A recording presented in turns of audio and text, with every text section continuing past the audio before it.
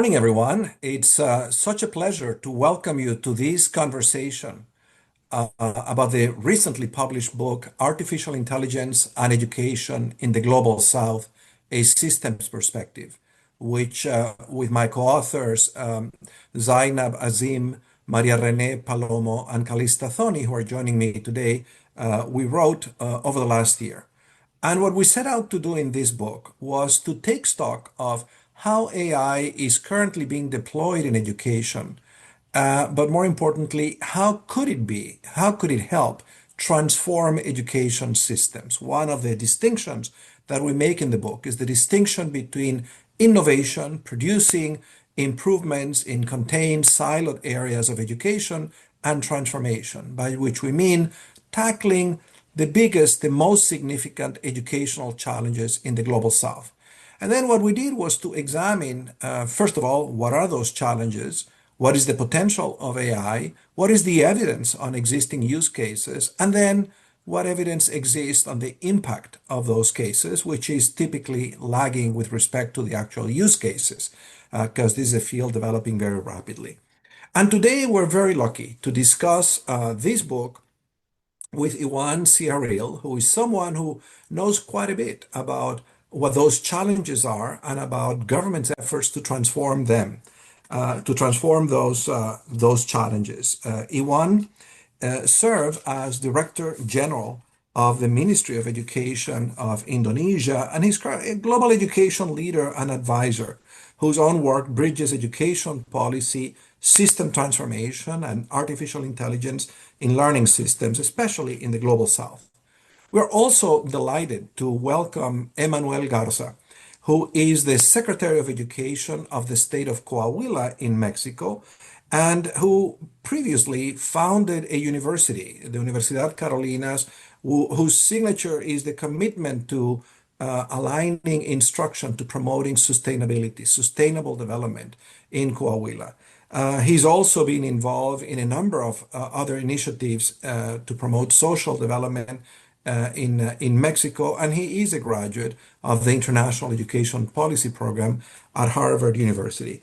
And I believe we will also be joined, if technology helps us, by Anurag Kundu, who works with the government of Punjab in leadership role in India, working very closely with the Chief Minister and the Education Minister on education and healthcare reforms.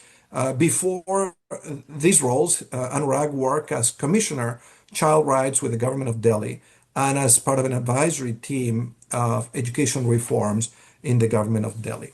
So we have a phenomenal panel. I'm very grateful to the three of you for making time to read this book, or hopefully at least read sections of this book, think about it in the context of what you know about the challenges of transforming education in the global south. So let me begin with you, Emmanuel. What are your reactions to the ideas that we present in the book in the light of the challenges that you know so well that you face as Secretary of Education? Over to you. Thank you so very much, Fernando, especially for this very amazing opportunity to be with you all this morning and to share around this very significant book around AI and education. Congratulations as well to the authors, Zainab, Renee, Callyta, and Fernando. This is an amazing piece of work. You feel very, very proud of what you've accomplished here. And of course, a great privilege to be part of this dialogue with Iwan this morning.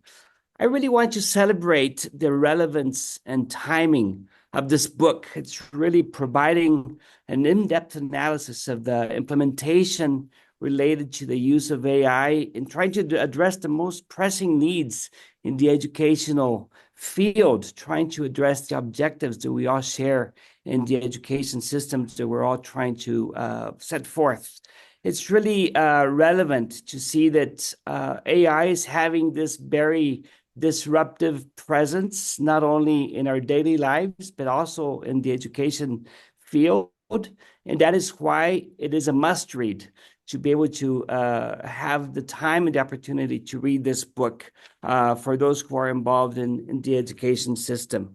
I particularly found very relevant that this book primarily focuses in addressing the relationship between AI and education in the setting of the global South, not only because of its impact in terms of the scale of the amount of students that are in this very significant region of our world, but because that's where there's also a very documented area of opportunity in terms of addressing the most pressing needs in terms of equity. And that's the second element I want to celebrate that it's present in this book, because it's really bringing awareness of the relevance of AI in terms of really trying to harness not only the opportunity to address the challenges of equity, but also to harness and embrace the strengths that AI brings to addressing these inequities in our region. I think it's also very relevant that it's taking a systemic approach, because as you all know, being able to address the complex challenges in the education field really requires us all to look into all the elements that are present within the education systems, how each one of these elements, and talking about teachers, talking about infrastructure, talking about the curriculum, talking about the allocation of resources, and many other elements that are present. The truth is that the presence of AI in this system is really having an impact in the interactions between these elements and the interrelationships between these elements, and to really try to address that systems perspective in this book is really relevant. I think it's something that is very positive and valuable about this particular contribution. And I would say that the last element I think is super relevant of what you've accomplished is that you're also trying to address the ethical implications and the human implications of all this effort. For sure, as we all know, we all always have the hope that technology brings not only contributions to the well-being and development of our students, of our teachers, of our communities, but there's also as well challenges. And I think it's very important that we all understand that when we're trying to address and bring in these new elements, particularly technology, to the interactions of our human family and the interactions of our education systems, we must really be aware of the ethical challenges and also the practical challenges of bringing these tools to the table. So I would say those are my initial thoughts and considerations, Fernando, and I'll continue to support any other comments or questions that might arise. Thank you so much, Emmanuel. Very, very helpful. Let me turn it over to you, Iwan. What are your reactions, your high-level reactions to the book and to the ideas it presents? Thank you so much, Fernando, and also congratulations for the release of this book, of all of you. And I think I want to, because I can wear a few hats here, but I'm using the system leader's hat here. And as a system leader, or from system leaders' point of view, I think this book is very relevant and very useful. I like the way that you use the systems approach in looking at AI in education, because a lot of discussions about AI education are very siloed into several areas in education. But I think what you're trying to do is you're trying to look at it as a system. So then you look at the curriculum, you look at assessment, you look at teaching, learning, you look at the teachers, you look at the schools, you look at the governance, and all together, and you look at issues in education in general as a system, like the issue of equity, the issue of access, and etc. So I think that is the reality of system leaders. We don't see all these issues in education in silo, just talking about teaching and learning, just talking about, like infrastructure, all actually into one. So I think that is very useful and very relevant. It speaks to us. It speaks to the system leaders. And as I was trying to read the section, I was trying to tests, like navigate, like in the table of contents, you have like this hyperlink. It feels like a Wikipedia. Okay, I don't want this. I want to know about this, the other topic, or I want to jump to what it means to the policymakers.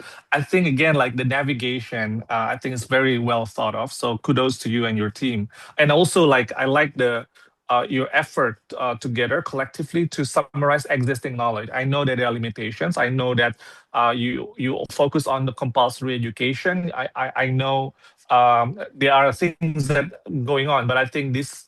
I've been recommending this book, by the way, Fernando, to my colleagues, because I think this is by far the best way for us to see what AI means in education in a coherent way. So this is really really fantastic, and I hope that many will try to get a look at it and find it as useful as I have. Thank you so much, Over Iwan. to you. I appreciate those comments. That was exactly our intent to offer a senior level leader such as yourselves an opportunity to see the big picture of AI and to connect that big picture of AI to the big picture of education systems. And I have to say, we have been very pleased that in the few days since the book has been published, 12,000 people have downloaded it. I Wow.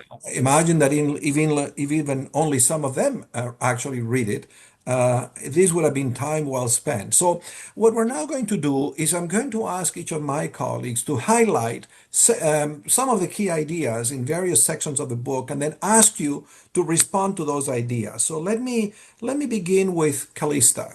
Calista, think about what you just heard and connect that with the ideas that the book contained for governance, for how AI can align with the big governance and accountability challenges in the system. Thank you, Fernando, and thank you to Iwan and Emmanuel for joining us. It's great to just have, we've been having a series of conversations with different perspectives on the book, and I'm really appreciative of the government perspective because we're looking to government to play a major role in actually making these innovations come to life and create the kind of space and enabling environment for teachers to end up using these tools in classrooms and for students to be exposed to them. So I think from your earlier comments, I really appreciated this appreciation of your role as a system leader, that you're not looking at just one part of this, but you're trying to create a set of an ecosystem, right, of all these different components. You're thinking about not just the tool itself and its efficacy, but also the policies that you would need to put in place in order for you to use those tools, what resource you would need to even procure those tools, how you'd go about evaluating what's best for each of your contexts. That's been a big discussion in AI, whether or not it's fit for a certain language or for, the variety of languages used in a certain place at times. So, I think I really resonate with that. Our discussion, or at least my portion of the discussion, focuses on the governance chapter. That was really exciting for me to write, having had some experience in the Ministry of Education. And a theme that came up in yesterday's conversation with a couple other panelists was the kind of heavy responsibility ministries of education have now. We're looking to them to do a lot of things. It's a very, very big demand placed on them. And I think that's also where AI could be exciting because it offers so much in terms of efficiency, in terms of, the speed of analysis. It makes things that were once a little bit inaccessible because of technical knowledge, for example, very accessible now because you can speak in very human kind of natural language. So I think we were excited as we wrote this book about kind of surfacing those challenges of accountability, of resource allocation. I imagine Mexico and Indonesia both experienced that, and I've had the privilege to work in both of these contexts. But we're also excited about the way that the technical barriers are lowered, that you can now do forecasting. You can kind of maybe have more real-time information to close a policy loop. So we've seen a couple use cases across the global south in Brazil, in Uruguay, not quite too many in Asia. So that's something I'd be curious to hear about Yuan's thoughts about. What's kind of missing, or what do we still need to do to set up those good foundations to use AI for governance? And from Emmanuel, like what are your reflections on where Mexico is at? Are there interesting use cases that maybe we haven't quite heard about, and what needs to be done to set up those foundations? Because oftentimes I think there's a lot of excitement, but maybe not purpose, right? There's no clear use case set in that context just yet, but we're very excited to use the tool. So yeah, I'd love to hear some reflections on those specific topics under governance. Maybe from Emmanuel, if you'd like to go first. Yes, of course. Thank you, Calista. Well, I would say that we are in a very early stage in really adopting AI from a governance perspective in the education system in Mexico. What we have seen is mainly the applications having to do with content generation. We see it being used in the communication departments, in the analysis of texts, of course, in creating even images or videos. That's becoming much more common. But truly, as in terms of an impact in policy making, in the governance systems within the education system, not only in the national but the subnational levels, it's still very, very, very limited. I would say that we're barely opening our eyes in terms of what this requires, but I would say that we are doing it with an open mind and an open heart. We just had a gathering with all the authorities of the states of Mexico just 3 days ago, and one of the main topics was AI, how it's having an impact in our system. There was a large survey done primarily in higher education, where a little over 1.5 million students and a little over 150,000 teachers participated in this survey.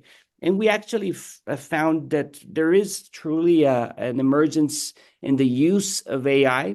Again, much more focused on the personal benefits than on the systemic benefits in the use of AI. But it's definitely something that's coming. So at least more than 93% of our students say that they do use AI for academic purposes. And within that context, it was interesting to find that my state, Coahuila, is the second state with the largest, the higher daily use of AI, where a little over 16% of our students are using AI on a day-to-day basis to address their educational needs. So this starts to open our eyes in terms of what socially is happening already with the access to these tools.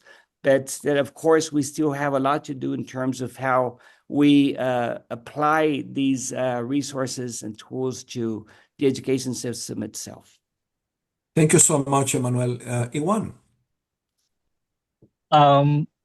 So I think what I like about the discussion of the ideas in your book about AI and especially about governance, I'm glad, Callyta, you're the one who actually also influential in drafting and writing about that chapter, is that a lot of times all these disruptive factors in education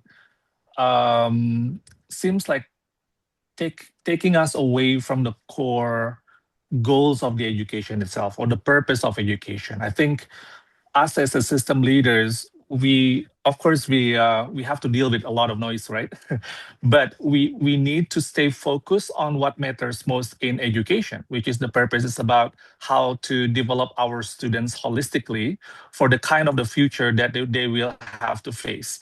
So I think this is the main way to filter in terms of how we do something about the disruptive factors itself. Technology, like now it's AI, previously it's something else, and tomorrow it's going to be something else. Or something, industrial revolution 5.0, 6.0, whatnot, right?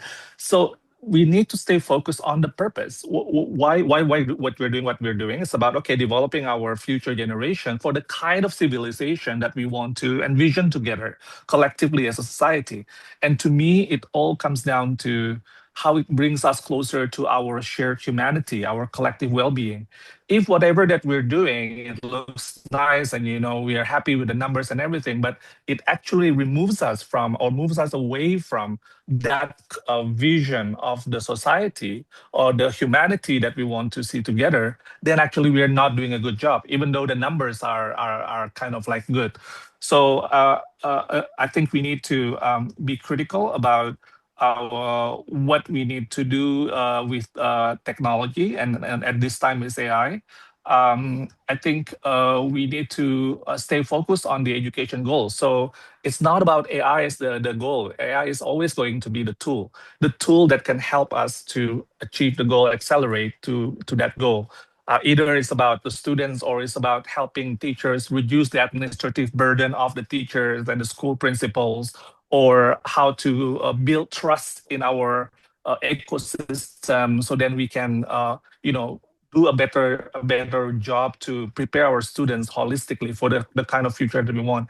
Those are the things that are really like the core purpose of why we're doing what we're doing, not the tools. And I think we in education system, I think from my experience working in the government, we're lucky to have the technology team that help us to kind of making sense of what's going on. So it's not like a lot of times system leaders have to deal with like the tech giants come to us and then say, hey, these are good, you should try our product, this and that. And I think from my experience, we say, okay, that looks good, but that's not what we need. We need this. Like, so we can say that. And I think that is a way, the posture I think system leaders need to have, but it can only function that way if we have a clarity of the purpose. So that is, again, I want to emphasize on the importance of the clarity of purpose as system leaders. Thank you so much for these very helpful comments, because they underscore one of the key themes in the book, which is that if AI focuses on problems that are secondary problems that nobody thinks they have, the result of the AI in education is going to be very similar to the result of many applications of technology in education, which is that they never reach their true potential. They created a lot of expectation, a lot of hype, a lot of promises that remained unfulfilled. What you're experiencing, Iwan, what you just described, is also happening with applications for teachers. I participated in a study in Brazil in which we surveyed a group of teachers and we asked them, what are the main problems that you have that you wish you had a superpower to address? And then we examined those problems carefully and we said, could AI address them? And AI could address all of those problems. But you then compare that with the actual applications of AI, and it's like somebody developed these in a company without bothering to talk to the people who are supposed to use that. So, in a sense, our book is directed not only at system level leaders such as yourselves, but to developers as an invitation to take a human centric approach to developing these applications, to engage in co construction with the users, because the potential is enormous. And to date, it remains unfulfilled.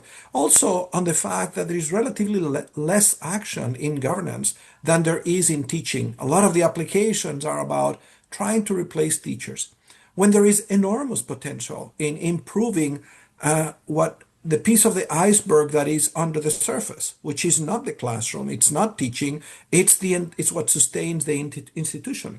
I teach a course on education policy at Harvard, which I have completely re-engineered to engage my students in using various prompts to do future casting, for example, to brainstorm logical frameworks of innovations. It's clear to me, based on the experience of my students, that we could completely transform educational policymaking and administration with relatively good use of AI. And yet we don't see very many examples of that. So I think this is a message. Is a message for those who are the forefront of developing, not to miss the boat. Well, let's talk about the organization of schools itself and the development of the capacity of human resources, teachers. And I'd like to invite my colleague Zainab Azim to share with us, to react to some of what you have shared and highlight some of the ideas in the book. Thank you, Fernando, and thank you, Emmanuel and Iwan, for joining us. That's a great transition of going from governance to more of the people who that governance is supposed to be supporting, right? Our teachers, which are the most important school level factor that impacts student outcomes. And I love how Iwan and Emmanuel, you both connected to this theme in the book of human-centered AI, this holistic perspective. And when we say human-centered AI, I'm drawing on the Stanford definition of it's not the user, like the individual teacher or the individual student or the individual minister. It is a systemic perspective of how does it impact the user, the classroom, the school, the society. And so we're looking at what are those, like Iwan was just saying, defining those goals and where does AI fit into that as a tool, not as the ultimate goal in and of itself. And also fitting into that systemic perspective, that systems perspective, we didn't look at teacher PD or school organization or governance as this piecemeal thing, but really in connection and relationship to each other, because we know that school governance and the structures that you put in place impact how teachers are able to implement the curriculum in the classroom, how they're able to assess, how they're able to build their own capacity. And so thank you for highlighting those themes. And also just sharing an example that we discuss in the book of the fact that we've seen a lot of AI tools being used to save teacher time. That is one of the application cases. It is being used to assess and grade, which is sometimes it can be more accurate than a human grader, not in all cases. But using the systems lens, we also ask the question of with that saved time, what are teachers doing with it? Do they have the capacity? Are they being trained to be able to use the data and the grading and whatever the AI is putting out to actually help improve their students' outcomes, or are they just taking what the AI gives them and that's kind of the end of it? And so thinking about every line in that system, and all systems are just made of people, right? Systems are just people working together. And so that's why each chapter starts with the people and the problems they actually face. And we know in a global South context, and I'm sure that you both know this, of the fact that teachers deal with the fact there's a shortage of them, not a lot of high quality PD always. Although you might have your own examples in your countries that you can share. A very large class sizes with different levels of learners, different grades, maybe different ages. And so given those problems and the problems that these people face, that is the way that we were looking at the AI applications. And as I said, most of them right now are being used to save teacher time, administrative relief, grading, lesson planning. But as you said, Emmanuel, we also touch on a lot of the ethical challenges and the potential. It's in the book. People can look in the thoughts that we propose of how it can be used better to build teacher capacity and train teachers to, instead of replace them, be co-pilots instead of autopilots. But I want to raise some of those ethical questions and have you sort of reflect on them as well. Of one is on the surveillance versus support trade-off. We know a lot in global South countries, there is surveillance of teachers but using technology. That is usually how technology is used. There's the potential with AI, though, to use that infrastructure to be able to support them and giving them feedback on their existing teaching in the classroom, breaking down master teacher moves for novice teachers because you have these recordings. And I wanted to understand what your reflections are on, in terms of supporting teachers, how AI can be done so in a way where there's still that trust and not the usual way that tech has been used to surveil them. That is one ethical challenge. The other one is about, from a systems perspective, from where you're working, the data issue of you are collecting data from teachers, from students in the classroom, and how that data, again, can be used to support and not be used in other ways, be it by external actors from the country or otherwise. And so those are some of the reflections from at least Fernand's perspective that might be. Thank you, Zainab. Let's hear from you, Iwan. Why don't you start this time? Okay. I hope my internet connection is okay. It's very high quality, as is your background. Yeah. Okay. So here's the thing. All right. So from the system leader's perspective, I came from academic. I was the dean of faculty of education before, so I was trained to think differently. I had to unlearn when I entered the role as a system leader. So it's the reality, the hard reality as a system leader. Um, in a theoretical framework, you need to have everything in place in order for the framework to function, right? In reality, you have a lot of missing puzzles, you have a lot of blanks, but you need to make a decision. right? So, and that is the job as a leader. That's what leadership means. So we need to make priorities, and each decision that we make, there is always trade-off. There's no perfect decision. There are always trade-offs. You mentioned about technology for surveillance, technology for support, right? You know what? If you choose one, and with the resources that we have, the money, the funding, you want to do one well, you might not be able to do the other because you don't have enough resources. I give you an example.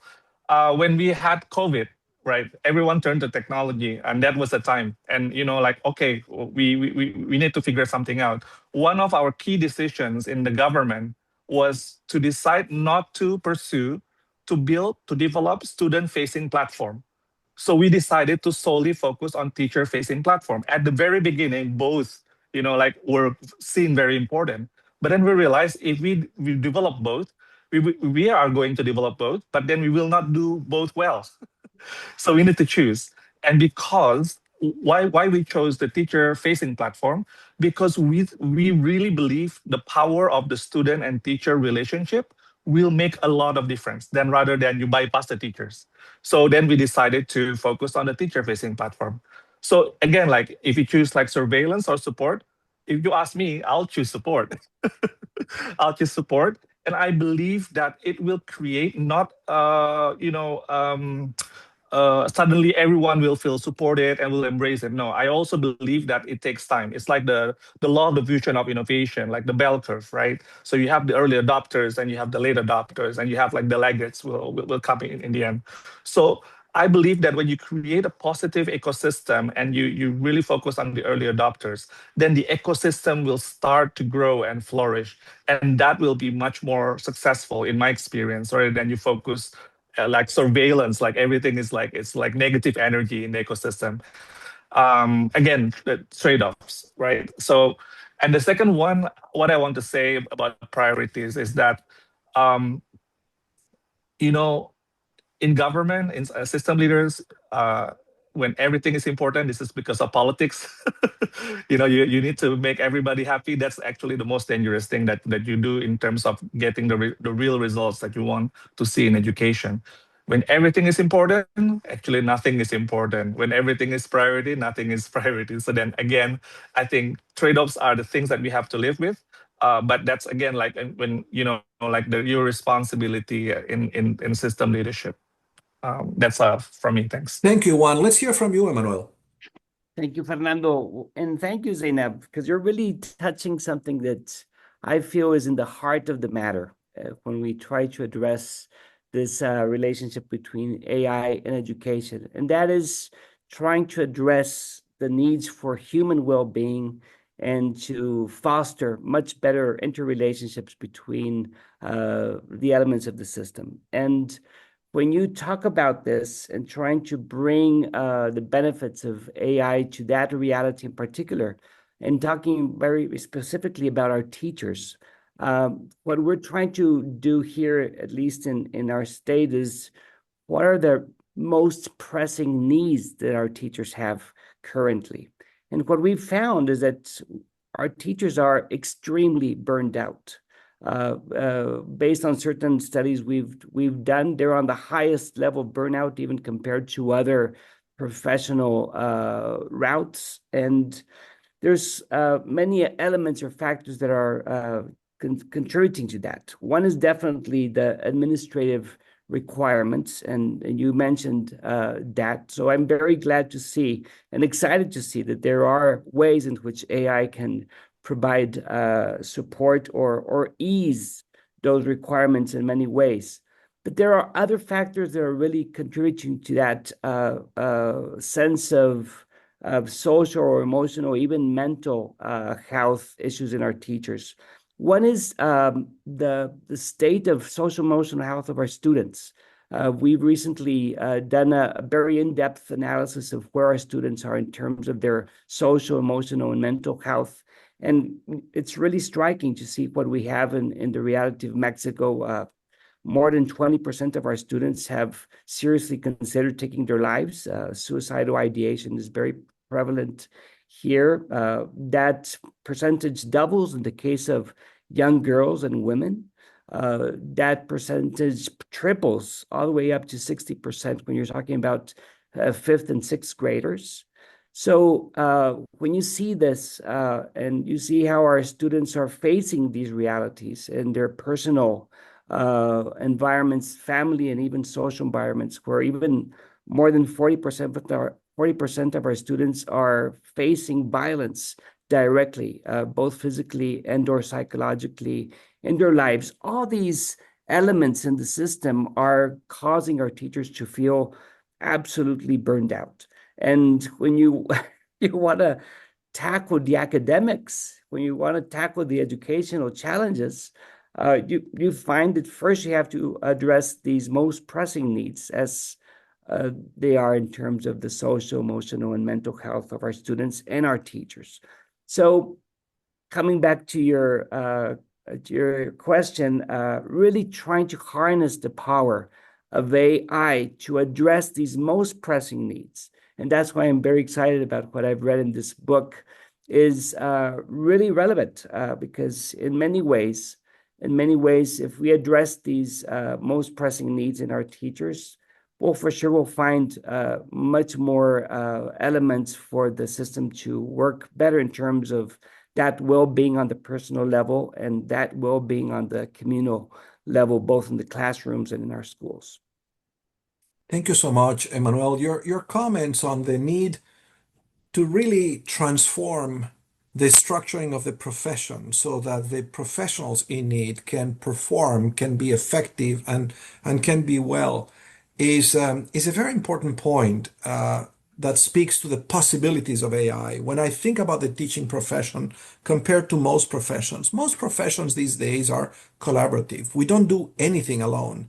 And still, there are many who have images of the teachers as Atlas holding the world by themselves, who expect so much of teachers. I think, for example, of the expectations that teachers have to develop their own lessons, almost their own curriculum. In your own country, in Mexico, the most recent national education reform, what I hear from many teachers is that it was overwhelming, that they didn't know how to do that in the classroom. And yet, many think it's normal to expect teachers to develop their own lessons when one of the things that AI can do is to offer co-intelligence, to offer a thinking partner that would enable not only teachers to collaborate with each other, but to distill the best wisdom and to help them produce change. So I think that this is an example of how we really are on the cusp. We are at the edge of the possibility of transforming education for the better. I think if we listen to those needs, if we concentrate developments in those needs. So let's now move to talk about really the everyday life of instruction, the role of the curriculum and the role of teaching and learning. And let me turn it over to my colleague, Maria Renee Palomo, to highlight some of the key ideas in the book about that, and then to invite both of you to reflect on some questions she's going to raise. Thank you so much, Fernando. I really like what you both said. Iwan, you mentioned that in government, when everything is important, actually nothing is important nor priority. And that's a challenge in the global south because we have an overcrowded curricula because we want to put everything inside. And that leaves very little room to add new content such as the AI. And also, curriculum reforms often outpace classroom reality, especially when teachers lack training or resources. Another problem we have is that we import curriculum from high income countries, and they frequently fail to reflect local languages, culture, labor market needs. And you both mentioned that you like the systems approach of the book. And in the book, we highlight that there needs to be an alignment between curriculum, teacher preparation, and assessment. And we see that in the global south, we have a weak alignment between the three of them. But hope there's positive in this because we already see many use cases of what AI is doing in curriculum. And one thing that we saw is that we should enable integration of AI concepts across subjects rather than as a standalone course. So we should have AI in math, AI in history, in language, instead of just having an AI literacy course. And there's also very good use cases about curriculum differentiation, helping students engage with content at their appropriate levels. And I speak to you as government agents, government leaders. There's also a big need to help curriculum agencies to pilot, to test, and refine content before scaling reforms. I think that's something that you must see in your daily life in governments. So my question for both of you would be, how are you seeing this big question about curriculum? How are you adapting your curriculums as technologies evolve so fast? Is that in the top of our priorities? Iwan, you also mentioned that when everything is priority, nothing is a priority. So how do you, yes, do you adapt your curriculum in the age of AI? Thank you. Okay, so I guess I'll start first, Emmanuel. I think that is implicitly going to. Okay, so here's the thing. When you want to do change, you have a clarity of purpose. So everything is in line towards that purpose. You cannot have a curriculum that speaks to more like critical thinking, creative thinking, and then you have boom, you have assessment like high stake that relies on rote memorization, that kind of exam. That will have a washback effect to the teaching, to the learning, and we don't want that because teachers will whatever you put in the curriculum, the schools and teachers will forget it and they just say, okay, teach to the test because I need my students to pass the test. It's more important, high stake, right? So you need to have a coherent of your curriculum strategy, so your assessment strategy, and then your teaching learning strategy, your training, and so on. So here's the thing. We believe that less is more. Not more is more, less is more. And we also believe that even though we have maybe like a collection of the best experts in our capital city, we can gather all the top minds in curriculum, in teaching and learning.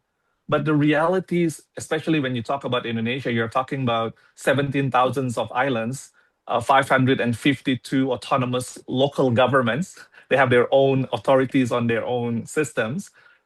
You cannot really rely on the best knowledge that you have in Jakarta. No way. You have to be humble enough to be open to actually, for the kind of problem solving, the contextual implementation of the big ideas that you have in the curriculum, maybe those practitioners know better. So what we do with technology, for instance, is that technology enhance the opportunities for teachers to share and to collaborate, to learn from each other and to connect. And you know what? We learned that teachers best learn from each other. And a lot of I visited a lot of like schools in remote areas, remote villages, and I asked like, how did you get these ideas? They said, oh, I look at our digital platform, and then I saw like this teacher in another remote area in a different province did this, and I connected her. And then they had like a Zoom meeting, and then they kind of like learn from each other. Or if they happen to be still like close and they can visit, even though it's quite far, they can visit each other. That's how like actually the wisdoms of practice spread out, and that is actually will amplify the big ideas that you have in the curriculum. So I would like to say that I think if you put the trust to teachers and you give them the autonomy with the kind of support that technology can allow you to do that, and I think all the big ideas can actually be implemented. But again, it takes time to grow, but it can grow. I think the worst thing that you do is you lose the trust and you try to again like the teacher, what do you call, the proof, whatever you need to just implement this. That is actually worse, and we know that. But it takes time. Technology now, how you use technology, I think in our case, again, like trade-off, right? You cannot do everything in the best scenario. So we use with the resources that we have, we chose to use the simplicity, not the most sophisticated technology to help teachers. You know why? Because a lot of areas in remote areas, they have weak infrastructures. So we use technology that can still work in the infrastructures that we have. We don't rely on like, oh, we need to build the best infrastructures. Never gonna happen. So we need to use what we have, and then we work around it. We simplify the file size, for instance, but then the apps looks like very sophisticated. So the user experience feels sophisticated, but the technology behind it is actually simple enough. And simplicity is actually the ultimate luxury. I would say. I think engineers will feel like so, like challenged for that, because and they have their own pride to use the most sophisticated technology. And we say, no, engineers, we need this is our reality. Our teachers still have like maybe like the gadgets from 10 years ago, 15 years ago, and our infrastructure is still okay. How can it still work within that kind of environment? Of course, later we will review and we'll update, but we will adjust. Again, this is our user-centric philosophy, design thinking approach, empathy with the users, and build towards that. And we chose, again, we cannot do everything. So we chose where we think it will give the high leverage point for the kind of ecosystem towards the curriculum implementation and the kind of teaching and learning we want for our students. So again, like we think in a coherent manner, not like do curriculum this and teaching and learning something else. So we need to, a lot of times in our experience, we set together people from curriculum, people from the teacher, people from, working with us, these 552 local governments. We sat together and talk and discuss and problem solve together. So, yeah. Thanks, Iwan, for sharing those great examples of designing for equity, thinking about the infrastructure realities of the least advantaged schools and designing for them, and also the examples of how to basically distill, curate the wisdom of practice, and then use that as an asset to move the system forward. Emmanuel, over to you. Thank you, Fernando. I really relate to what Iwan shared, because in our case, addressing what Maria Renee brought to the table, we also have a very student-centered, very teacher-centered, a very context-centered curriculum design and implementation process. We've really tried to address it in this way because we've seen many examples, as Maria Renee mentioned, where these curriculums come from the top down, usually from even international organizations that are beautifully designed, but on the ground, on the context, they're not relevant, or there's even resistance from our teaching leadership to even implement. So what we've decided is even when it takes a longer route in terms of time and process and resources, we make sure that our teachers, with our experts, become engaged in this curriculum design process. This is very relevant also in terms of providing the adequate flexibility to our teachers, the autonomy they need to be able to implement these curriculums based on their own understanding of how the specific context in their classroom, in their schools, in their communities is requiring. And this is also being strengthened, not enforced, but strengthened through the work of learning communities. We've set up learning communities so our teachers have this opportunity in this space to address the challenges they're facing and to learn from each other from a peer-to-peer perspective. Starting this year, in one particular curriculum implementation process that we have on the social-emotional learning that I mentioned is the inclusion of chatbots. So we're also integrating artificial intelligence to provide additional support in terms of the instructional design and curriculum to these processes. So I think in a way, we're very, very in line with what the book is offering in terms of really trying to harness the strength of AI from this student-centered, teacher-centered, context-centered curriculum design perspective. Thank you very much, Emmanuel. So we're coming close to the end of our conversation today. For those of you attending the webinar, I have posted two links. One is a link to a survey in which we invite you to share any pressing questions that you have about AI in education, but also use cases that you may be aware of that you'd like to share with us. And we'll be organizing some webinars in January, early in January, to discuss in greater depth some of the ideas in the book, and I have also placed a link to that webinar on the chat. And I invite both Emmanuel and Iwan to share this link with leaders in your systems. So as we bring this to a close, let me ask each one of you to address a different question in just a couple of minutes each. For Iwan, as you think about the integration of AI in education, what concerns you the most? And for Emmanuel, as you think about the equity gaps that you know so well in Coahuila, but also in Mexico, what are your ideas about how AI can be integrated in a